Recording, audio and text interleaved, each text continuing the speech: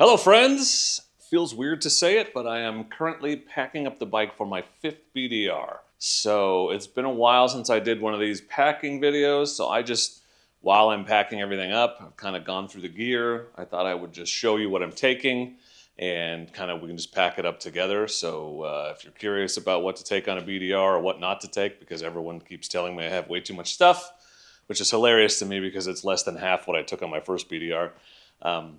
Then you'll know what to maybe think about taking. Yeah, fun intro, so good.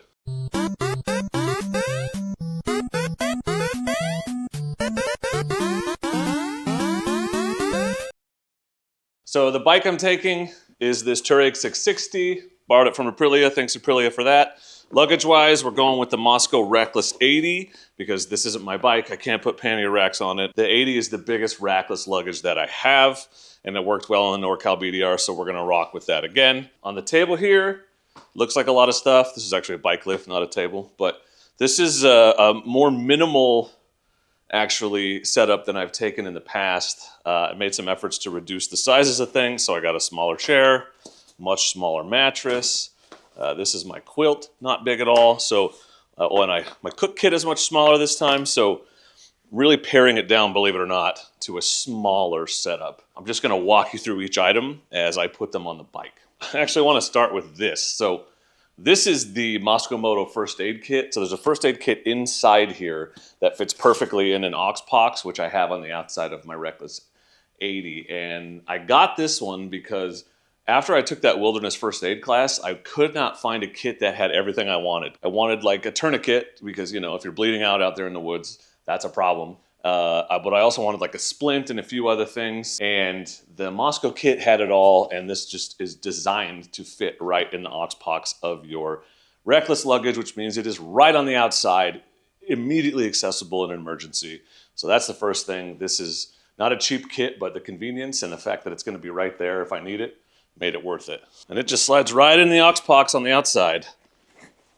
Perfectly designed. Yeah, go ahead and fall on the ground. And on the other side, in the other Oxpox, and this is something I probably don't need to have as easily accessible, but it is nice to keep it down low because it's one of the heaviest things in the kit. This is my tool kit, so let me just show you real quick because there's a couple neat items in here. This is glue tread. This bike has tubeless tires, so you can plug most things. This is a plugger kit. But if you get a sidewall tear, you can't plug that, so this is a glue tread for that. Hopefully I don't need it. Got my Fantic rechargeable compressor in this Moscow bag. Toe strap. All my tire irons are in here in case I need to put a tube in. Hopefully I don't. That's almost overkill on a bike like this, but just in case. The thing I really wanted to show you because I haven't talked about it before is this toolkit I got from Motocamp Nerd. So this is the SBV. So it's shockingly light for what's all in here, but this is a very complete toolkit, up to and including everything I need to take the tires off. So there's this extra bag on the outside that has like all the tire changing stuff, but the basic kit is even smaller and less expensive. But this is that SBV toolkit, and it's got freaking everything. Like, name a tool, it's in there.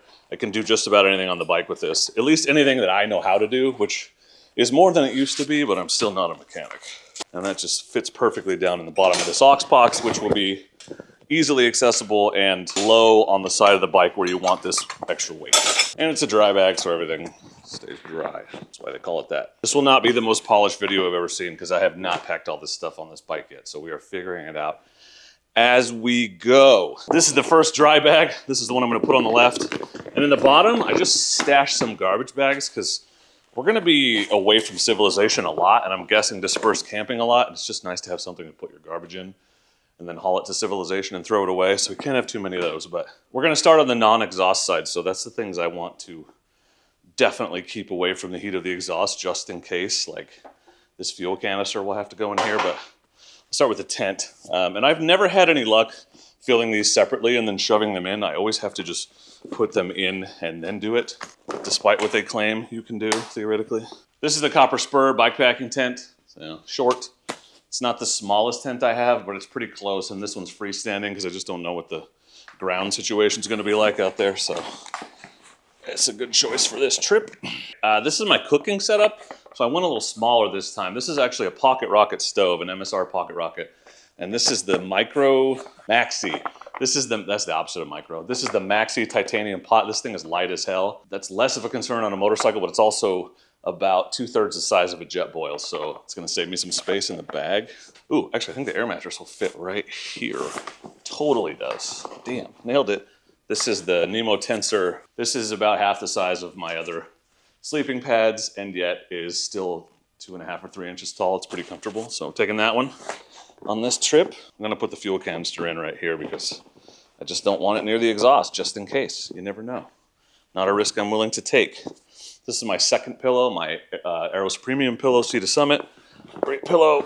It's not my primary because my primary is the Nemo Pillow Luxury. This is the best pillow you'll ever find for camping, but I like to sleep with two. And the other one takes up almost no space, so whoopity-doo. There's a little bit more room in there, but I'm just gonna wait and let's go on the other side. So the heaviest thing I have left, probably, this is my Possibles pouch. So lights, got a couple neck gaiters, sleeping mask, multi-tool, fire starters, poop trowel. I got these new utensils. This thing's pretty cool, actually. So this is a fork and a spoon. They're nesting. Yeah, if I'm smart enough to get them apart. So fork and a spoon, but you can put them together, put your hands together, and then it's a long spoon for eating out of the dehydrated meal bags. So those are plastic, super lightweight. This video is sponsored by Moto Camp Nerd because most of the gear here came from Moto Camp Nerd. I'll put links to all this stuff on the Moto Camp Nerd site, but if you weren't aware, Moto Camp Nerd is your one-stop shop for all things motorcycle camping and adventure. He's got motorcycle camping gear, he's got luggage, he's got riding gear, he's got all the camping gear you could possibly want. It's all in one place. We've tried and worked very hard to curate some kits for you to help you get into the world of motorcycle camping. And everything on there is tested and vetted by a lot of people, myself included. Moto Camp Nerd doesn't sell like this super cheap garbage because we want you to get out there, be comfortable, and have gear that's gonna last. If you're looking for moto camping gear, everything on the site is good, it's vetted. I personally recommend it because I trust Ben's judgment and I've tested most of it myself. No matter if you're looking to do an overnighter or get out and do your first BDR, he's got all the gear you need right there on the website. Check it out, including this beautiful spoon fork spork combo. I have a headlamp in here, knife, paracord, all that kind of stuff. So, oh, and the Six Moon Designs bag, also from Moto Camp Nerd. So that's just gonna go on the other side. We're gonna start on the other side. So what's left? Toiletries. This is my quilt, Sea to Summit. It was Ember 30 degree. And look how small it packs, but it goes around the sleeping pad, so it's a super comfortable thing. And this is my new chair. This is the Nemo Moonlight. Here, let me show you my other one. So this is the mica basin that I've been using multiple times. It's been on every BDR with me. That's the Nemo Moonlight. It's about 3/4 as big. Saving a few liters of space here and there is super useful. So this thing is awesome, rated for 300 pounds. Duck Fan had one on the Oregon BDR trip and I was like, I need one of those. So this is the chair I'm taking. Yes, I'm taking a chair. I like to be comfortable at camp. And like I said, we may be dispersed camping often. So I want to be able to sit down and save my back. This is my coffee setup. So ground coffee in this plastic container, and then the Wakako pour over is in here, which you've seen a bunch of times. I'll put in a shot of it so you know what I'm talking about. That is a luxury. You don't have to have super cool gourmet pour over coffee at camp, but sure is nice. This is just a tripod and extra batteries and an extra mount for my camera, should I need it. Dang, dude, we're getting done here. This is my toiletries bag. This is a Night Eyes waterproof bag. Moto Camp Nerd sells that too. That's this really cool zipper that doesn't have teeth. It's like vinyl or plastic or something, but it works really well. It's like a heavy-duty Ziploc bag. And the quilt. Which one of these is more full? I want to say that one is. Yeah, I thought I was bringing less stuff this time. No idea. I'm taking my Silky Big Boy, not because I think we're going to be able to have a fire, because we're not, but this is enough to get a log out of the road if something is blocking it and save you from a reroute. So nice to just have it. And it doesn't even go in the bag. I just slide it in here beside it. And I haven't lost one yet, so it rides right there. Bear spray is gonna go on the outside of the bag on the beaver tail, so there's that. Also, I got my Idaho BDR map right there in the map pocket. That's why it's called that, because that's what goes in there. Is it too much stuff? Maybe. What would you cut out? Everyone's gonna say chair. That's fine. I need a chair. I do not want to sit on the ground all night. Sorry. I like to be comfortable at camp. It is what it is. Do I need 2 pillows? No. Does the other one take up a lot of space? No. So, it doesn't bother me. And then in the top bag is like the lightest weight stuff that needs to be most easily accessible theoretically. But lightweight is the priority. So this is my clothes. This is clothes. So on a trip like this, and it's gonna be like 9 days by the time we're done. It's 2 extra pairs of underwear, 2 extra pairs of socks, 2 extra shirts, and a pair of pants and a pair of shorts. The rationale behind having 3 of everything is probably do some sink laundry on this trip. I don't want to have everything out of commission at once. So if I wash a pair of underwear in the sink, it can be drying while I have a clean spare pair and I'm wearing a pair. That's the idea. Got to wear something when you get out of your boots. You can't wear your boots the whole time. This is another luxury. Probably people would say, don't take that, you got boots.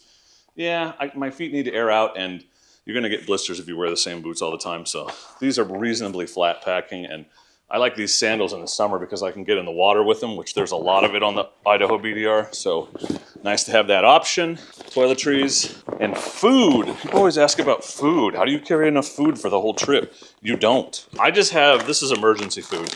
The idea is you eat along the way. So I will eat at gas stations. We will eat at restaurants. If we know we're camping somewhere for the night, try to grab something for that night. This stuff is just so that, like on the NorCal BDR on like the 3rd day, it was like, it's too late to get to town.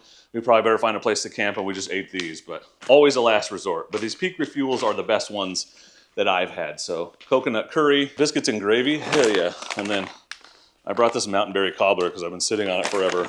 So yeah, 2 of those are not like solid dinner options, but it doesn't matter. It's emergency food. And I'm just gonna put them in this bag right on top. Yep, that's easy enough. They'll fit there. And obviously this packing gets tweaked and refined as the trip goes on, because you're packing it up again every day. Things get up in different places. Things change shape and size. So it's not the end-all be-all at this moment. This is an idea of the process for y'all. A few other things. I'm gonna put this hat in my Ape Cat harness, which I like a lot because it keeps the weight off my back and gives me some ventilation. Carries a lot of water. The hat will be in my pack, so it's easy to get to, but also out of the dust, so that when we stop, if I want to put a hat on to keep the sun off my face, I can. Everything's waterproof. Everything's good to go. This just goes on top and the back, right here. Beaver tail goes over the top. Done. And I'm going to strap the bear spray right here to the outside on the Molly panel because we're going into grizzly territory, and doesn't hurt to be prepared. Whoa, this thing's moving. So that's a quick and dirty. I'll put links to everything in the description if you want to see it, everything I'm taking, if you want to check out some of this gear. I'm just happy it all fits. I'm a little bit shocked because several of the things are significantly smaller than my last trip, and everything's still really full. I don't know, something about these Moscow bags, I don't feel like I get as much stuff into them as I do other bags. This is supposed to be 80 liters. It feels more like 60. Anyway, thanks to Motocamp Nerd for sponsoring this video. Much appreciated. Thanks to Motocamp Nerd for all the gear. And like I said, we're testing it. I'm taking all this gear out on this BDR trip. It's not my first BDR trip with gear from there. So this is the kind of testing it undergoes. And if something sucks, it gets removed from the site. But anyway, so make sure you're subscribed so you don't miss the Idaho BDR videos. Also the Colorado BDR videos coming out soon.